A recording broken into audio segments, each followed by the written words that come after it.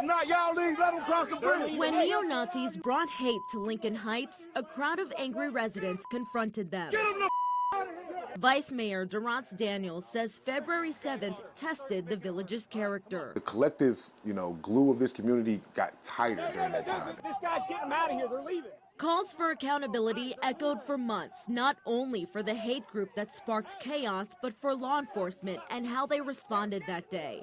Hamilton County Sheriff's deputies and Evendale police tried to keep the two groups separate. In what Sheriff Charmaine McGuffey calls a volatile situation. I mean, one snap and somebody could have gotten hurt very badly, shot or what have you. Eric Ruffin found himself right in the middle, the hate group posting this video on its social media, hurling slurs as they approached Ruffin's truck as he waved a gun. The video viewed by hundreds of thousands online before it was taken down. It didn't ruin my life. It wasn't a event that changed me as a person. The neo-Nazis, all masked, some armed, were allowed to drive away in a U-Haul with an Evendale police cruiser leading them into Lockland. That becoming another major issue within Lockland School District as the officer mistakenly led the group onto its property just moments before school dismissal.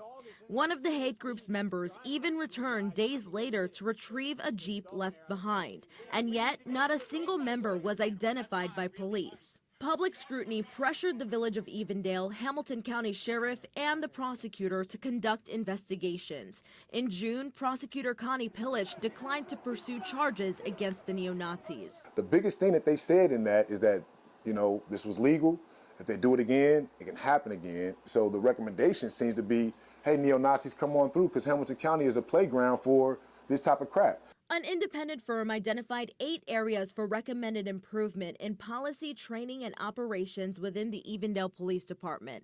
7 of those 8 recommendations have been completed. Ruffin is encouraged by the efforts the village of Evendale has made in the past year, all of which are laid out on their website. In a statement, Mayor Richard Finan said in part that last year they acknowledged the deep concerns of the heinous event and committed themselves to transparency and accountability. Daniels, however, says the village of Lincoln Heights is still pushing for more accountability. Sheriff Charmaine McGuffey maintains that law enforcement's hands are tied. Unfortunately, these white supremacy groups, they know exactly where to draw the line. They know exactly how to act, so that we cannot react. The sheriff says they've implemented new strategies. The FBI has pledged to let us know any inkling they may have or communications regarding these neo-Nazis. In the end, a lot was learned in the past year. Hamilton County's commission president says February 7th has made them more prepared. I've talked to Nick Crosley, our EMA person. He is available for the village of Lincoln Heights at any time for the emergency management that they may need to have. When the General Assembly returns this month, Democratic State Rep Cecil Thomas says he'll introduce legislation making it illegal to wear a mask while armed. I just hope the public will agree with me that we don't want masked individuals walking through our communities armed and faces covered. To that point, the sheriff says their response today would look different. We have the right to know who you are when you are carrying openly with your face mask and you are spewing hate across the spectrum.